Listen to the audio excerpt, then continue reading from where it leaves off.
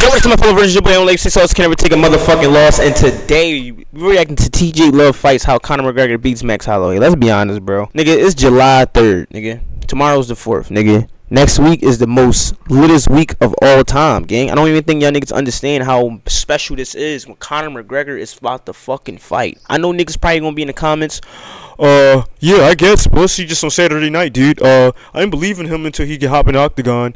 Y'all niggas are fucking dweebs. Suck my dick and lick this tit, my nigga. Conor McGregor is going to beat Max Holloway, nigga. Fuck is you talking about? And that's why TJ made a fucking thing saying how McGregor is going to beat Max Holloway. Pussy ass, nigga. And anybody think I'm delusional? Comment, say something stupid. I promise you, nigga. I'm on that ass, nigga. No diddy. This is how Conor McGregor beats Max Holloway. Yeah, man. Like I said a while back, the odds are stacked against Conor McGregor. He's old. He hasn't fought in almost exactly Y'all niggas on his dick. 5 years. The last time he fought, he snapped his leg, and that required a long recovery. Okay. We heard this shit like 10,000 times, bro. When we gonna get to something different?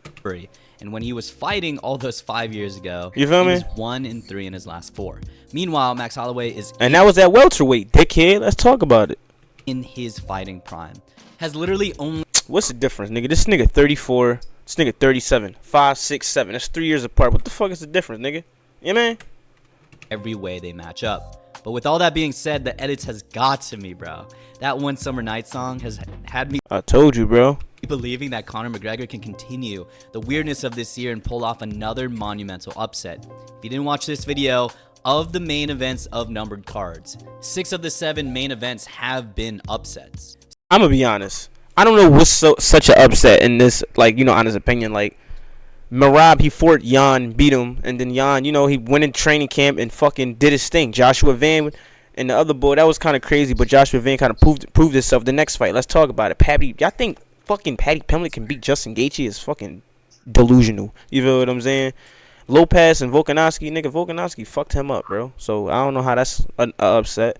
Max Holloway and Oliveira is a fucking jiu-jitsu wizard, nigga. Like, Max Holloway is a striker. You can't, come on, bro. You can't compete with that. And Yuri Prochazka versus this other nigga name. Come on, bro. Yuri is just, yo, let's give him a chance.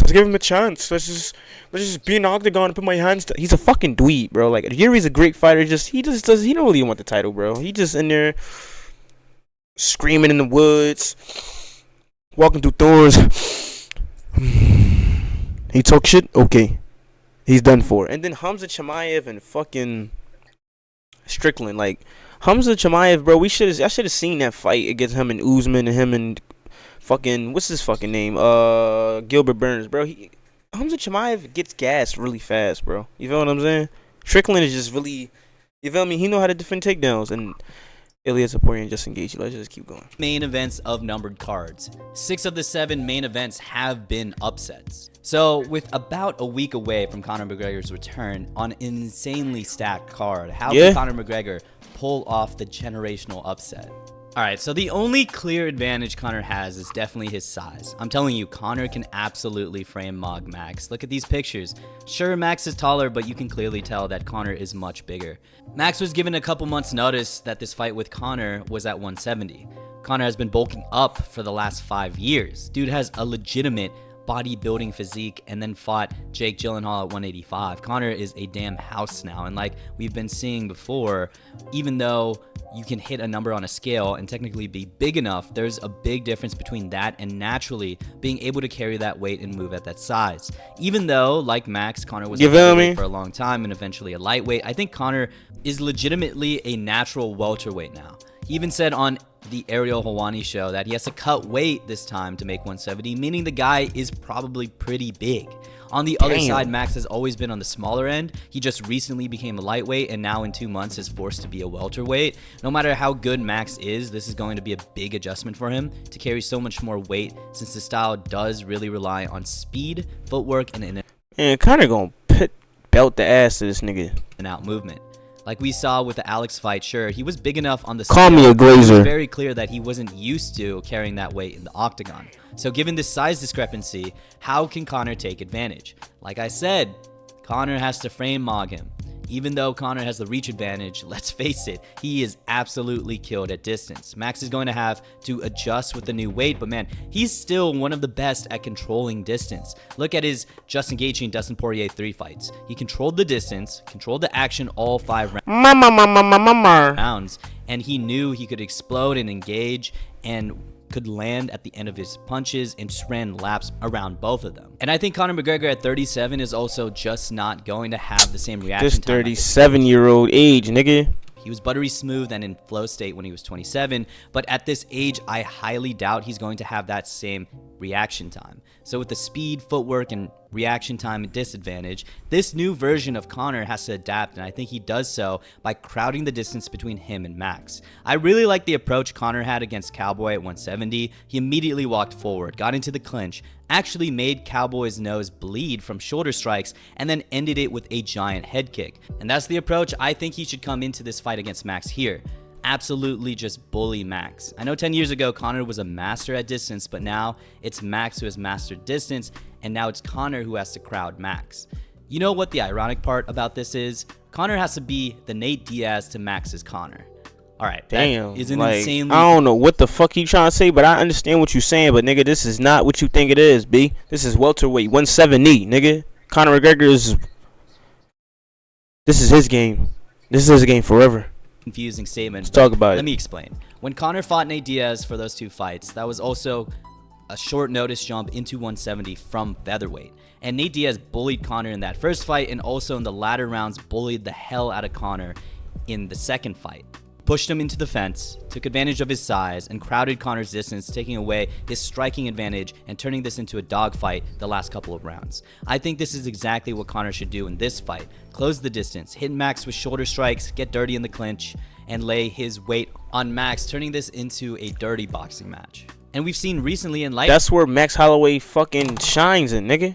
Weight that you can have some success against Max Holloway in those dirty boxing exchanges. Look at Justin Gaethje towards the end of their fight when he grabs his collar tie and then launches a really tight right hook to knock Max down. And then Dustin Poirier was able to land out of the open stance with this big left hand into a right hook that drops Max Holloway, again because he closed the distance so well. I can see Conor McGregor closing the distance, making it dirty, couple shoulder strikes, and then when they break briefly and are in a very close range, in that open stance, Conor McGregor can launch that left hand straight into Max Holloway's chin, and it may drop him, especially considering his strength at 170. And at this range, I mean, Conor can do a lot more than just strike here. And you know what? This might sound absolutely crazy, but I think Conor McGregor should mix up the grappling. Yeah, I know. Nigga, what? Sounds crazy, but recently... Actually, he might. You never know. We did see Charles completely shut down Max's game with the body lock after body lock after body lock. And if you go back to when Max fought Dustin in their second fight, Dustin Poirier, obviously a striker, had a lot of success with mixing in the takedowns, even if he wasn't getting most of them. Volkanovski, same thing, was able to mix in takedowns in their second fight and really turn the tides, not letting Max gain momentum. And even though it was for a brief moment, Ilya blasted this double leg easy. Conor is big, man. He hasn't shot for a takedown in a very long time, but I'm sure if he crowds Max's space and makes it dirty, he can naturally find a takedown and shut down Max's game, even if it's for a brief moment. How far can your apps go? Meet Base 44. Or Conor McGregor might find it relatively easy to get a body lock or get some sort of takedown on Max like the first fight and keep him down and keep him controlled. I know this was a long time ago, but considering the size that Conor has put on, Conor might find a lot of control and a lot of ground and pound from this position.